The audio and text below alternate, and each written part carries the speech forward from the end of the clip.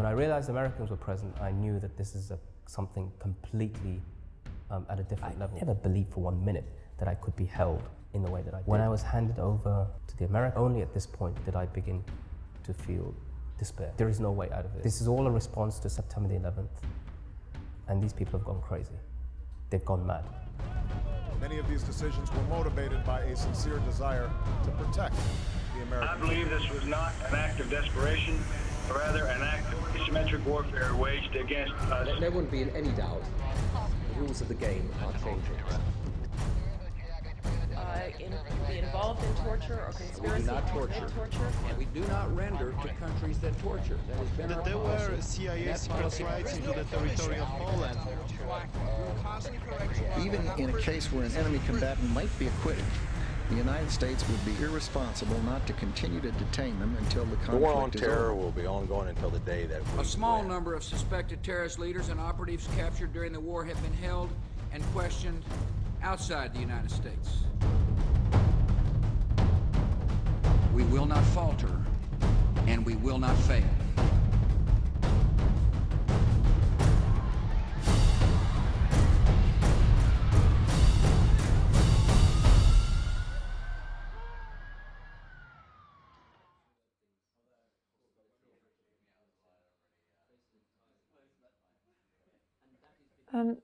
I've had calls from Moazzam before, at airports, or before or after he's been stopped since he came back from Guantanamo.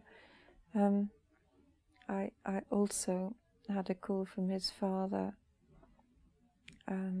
within hours of Moazzam being kidnapped in Pakistan in 2001.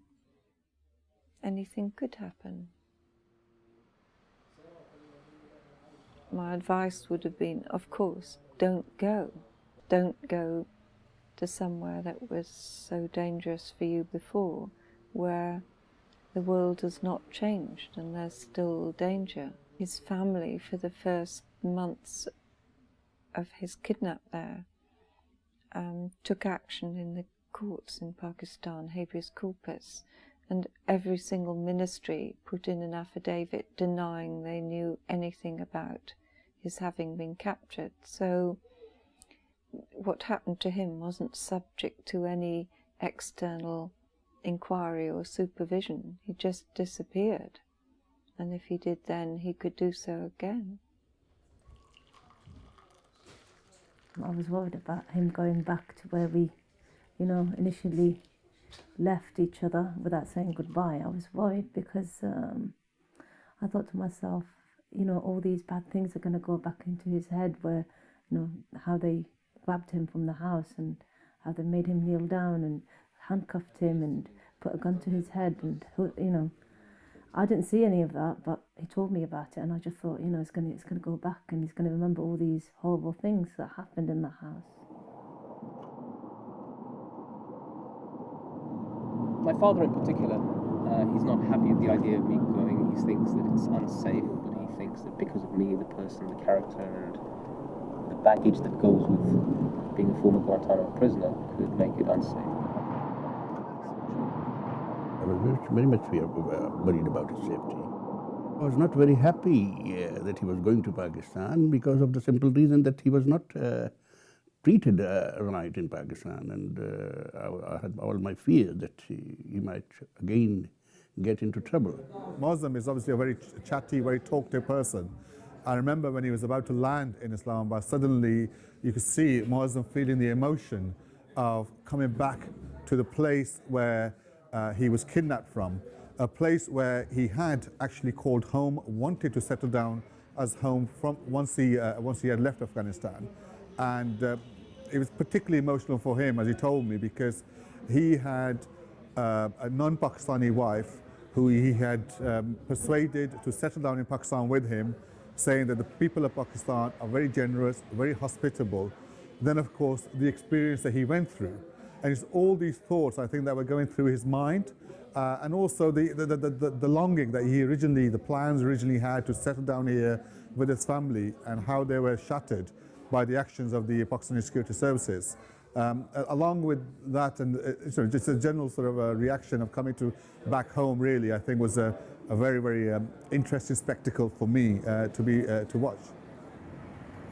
One of the thoughts that was going through my mind, being in an airplane, now descending into Islamabad airport as opposed to the one that I was on last time when I was in Islamabad, was my first encounter with US soldiers.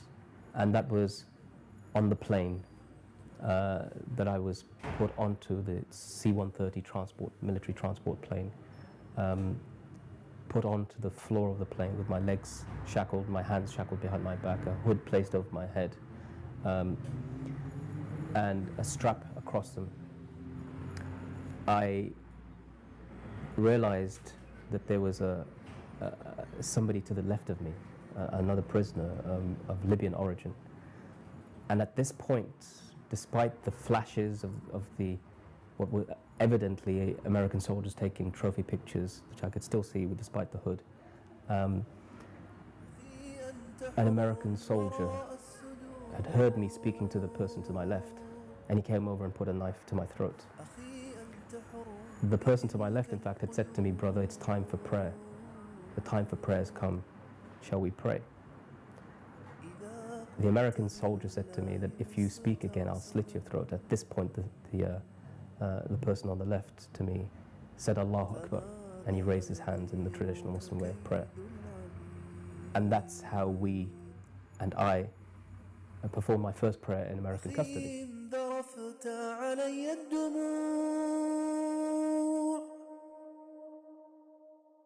وبللت قبري بها في خشوع فأوقد لنا من رفات الشموع. I always say to my husband before he leaves the house, I always make sure that he's happy with me and I'm happy with him, and I always ask him to forgive me and he does the same, because then maybe I'll not see him again. That's what we always do when he goes anywhere, that, we ask each other to forgive each other. I just let him go, and I say, don't forget to make du'as for me and the kids, and off he goes.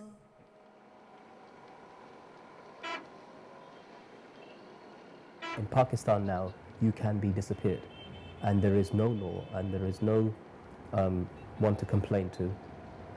And as a result of this, Pakistan and its policy of accepting and allowing drone attacks up in the northwest is no longer safe. The last time I was here, I was with my wife and children, and I didn't see them ever again for the next 3 years. And Pakistan was a place we could happily have lived had there been some honesty, some security, some justice. Well, there's lots of security now. Yes, different sort of security now. It's quite bizarre to see Pakistan like this, to see soldiers everywhere, bomb blast barricades, to see clearly that safety.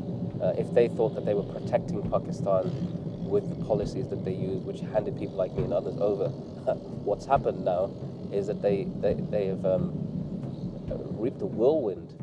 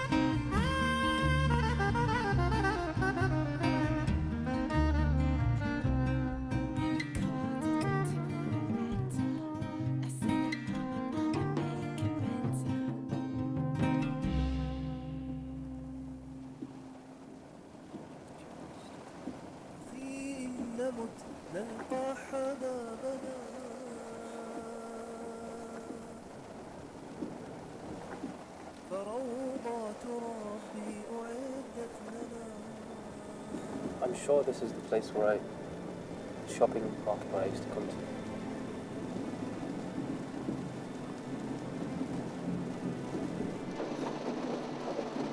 Are we getting near? Yeah, we're very close. Yeah, I remember this station. That's the road.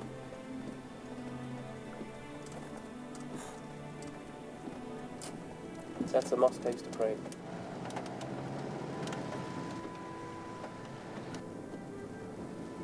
Yeah, that's where I had my Sharon Khamis made down there. Can you remember the house number? Yeah, I can't remember the number, but I remember what it looks like. And I remember exactly where it is. Yes, I remember this park, definitely. This park. The house is back there.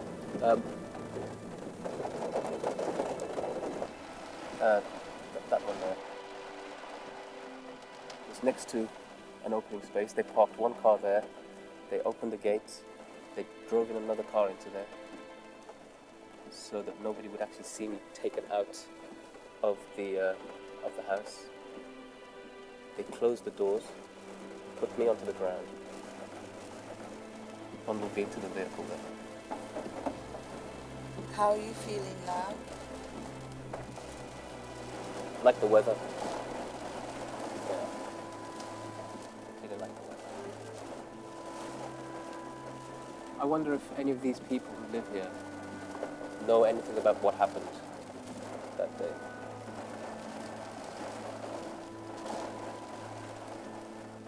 I saw a Pakistani man dressed in uniform with a Kalashnikov in his hand. And I thought, they're just raiding the house, they'll just check the house out and then, they'll let him go. But it wasn't like that. You'd have to twist it, open the door. You can actually hear the squeak of the door. And it's actually the same color. I thought it was the place next door, but it's actually the same color as it was. It hasn't changed. The color hasn't changed. And this is where I would have opened the door from. And that was it. They walk straight in, barge straight in. The gun goes straight to the head.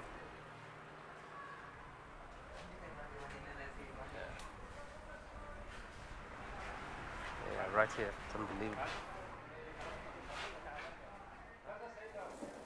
The first Red Cross message that I wrote to my wife was to this address. I'd assumed that she'd stayed here, and I'd hoped that I'd get released and still come back here. And one of the Pakistani agents, I told him to go to my house and to check if my wife was okay, and because I was very worried about them. And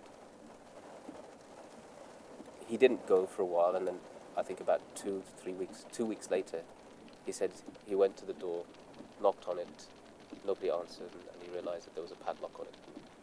They'd left him gone. That night, I went straight away to Islamabad. I went to a school in Islamabad, and I stayed there for 2 days, and they kept moving me from one place to another to another.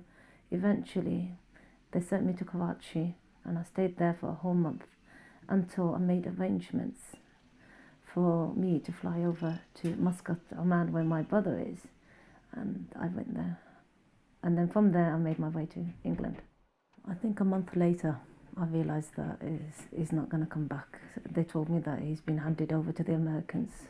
I was told that he's been handed over to the Americans, so I knew that he's not going to come back. They lifted my hood in the vehicle, and I saw these two Americans, and I remember one clearly. He said to me, he was wearing an Afghan cap, and he said that he produced a pair of handcuffs, and he said, I was given these handcuffs by one of the wives of the victims of 9/11 to go and capture the perpetrators. And I said, well, wouldn't you think that you're an idiot for having caught the wrong person? I have been very fortunate to come to know Moazzam Begg and regard him as a friend, a man who's out trying to help other people who were in a similar situation such as himself. Me and Moazzam recently spoke at a large meeting at a university in London, and our cases are so similar. When Moazzam heard about the Alsatian dogs being put in the cell on leashes and them jumping and putting their paws on my chest and the saliva dripping from their mouths onto my chest, Moazzam was physically taken back by this. The treatment that we received at the hands of the British police, the British Special Branch, and I've no doubt the Secret Services, is reminiscent as what's happened to hundreds, if not thousands, of innocent people who've been caught up in this so-called war of terror, being abused, taken from their homes, flown to various parts of the world to be tortured. My case is exactly the same as the people who have been kidnapped in foreign countries and find themselves in a foreign prison in Guantanamo Bay. The burning desire to help other individuals who've been in a similar situation to himself, regardless of what may be thought of him.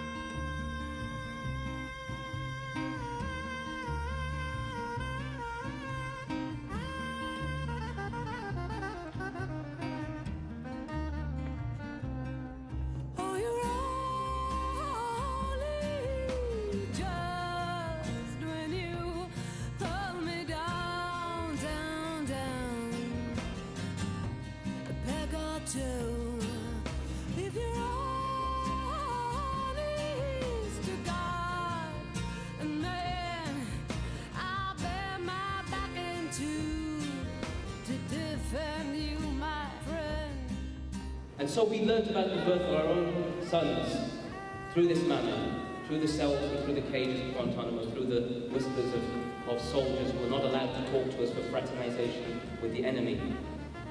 And at least I, several years later, was released and was able to be reunited with my son. I saw him. They mock me in my chamber with the women they are licking peaches. For boys helping to parade me in my knickers and breeches. They said, son, you must be putting me on. You know what, I can't get hated. And I'm gonna make you like your uranium, vicious and depleted. Oh, you're only just when you pull me down, down, down a peg or two. If you're honest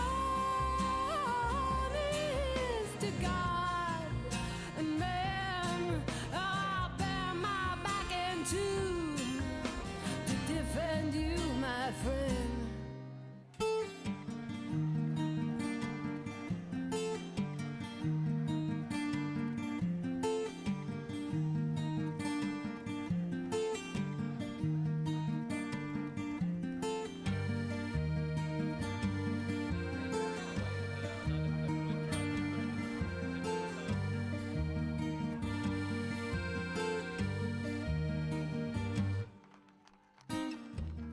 In a place where I saw people being stripped naked, being punched and kicked, being thrown into the toilet, I saw them rip the Quran and throw it into the place used for defecation and urination. I saw people being beaten to death while they were saying Allah, Allah. I saw some terrible abuses of human rights. I heard the sounds of a woman screaming they led me to believe was my wife being tortured next door. I won't be back this summer, 'cause a militiaman got my number. He recorded it to the letter. I said, Mama, Mama, make it better.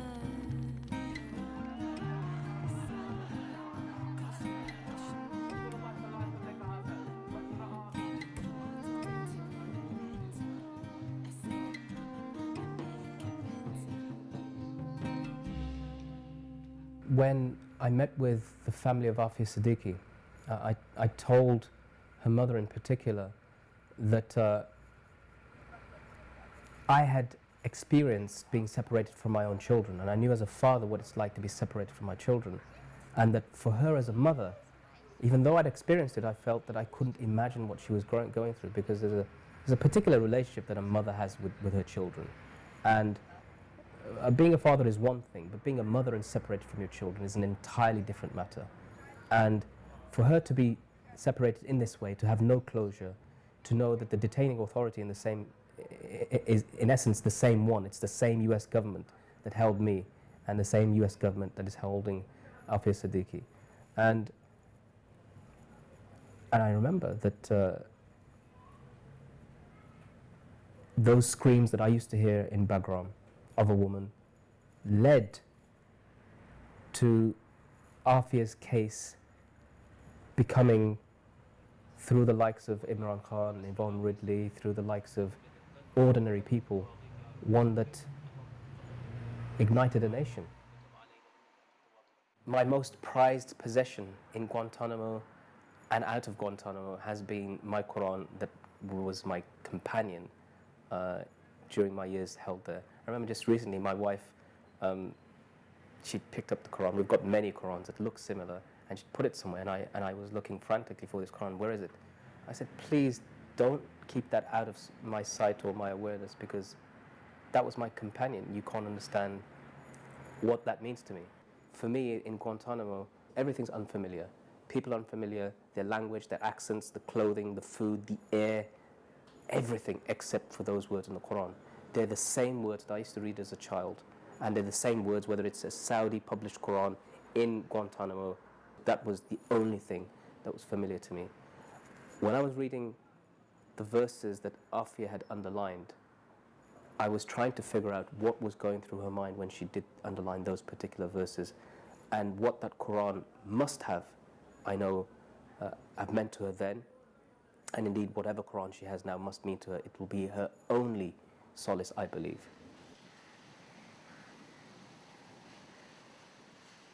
He wasn't going back to visit a graveyard of experience. He was going back and finding he could get through it, things to be done, he could do things, and it was all right. He sees his job to go into the future and try to sort things out, and it's an extraordinary thing. We've endured a nightmarish experience that no human being should ever be put through. And the people who have done this, not only to Moazzam and myself, but the people who are doing this, the defenseless, innocent people around the world, should be brought to justice and tried for crimes against humanity. Guantanamo, one of planet Earth's darkest holes, where the inmates, they lose their mind and the guards, they lose their souls. Forget the laws they're supposed to impose, it's simple science, but these bullies, they favor the chokehold, cause there's new rules in this war on terror. They might take me out of my house and no one would know any better. First stop, Paddington Station, 3 weeks interrogation, then commence my destination, it'd be Cuba. But we ain't going straight, we'll be stopping off along the way, more interrogation, also some gunplay. They got my life on a Russian roulette, and now we're landing in Guevara's garden, orange boiler suits, they got me shackled and I'm starving. Starving, man. Shut your mouth, boy. I can feel the sun, but I can't see it. They got me blindfolded, like I know some long lost secret. We look to the future.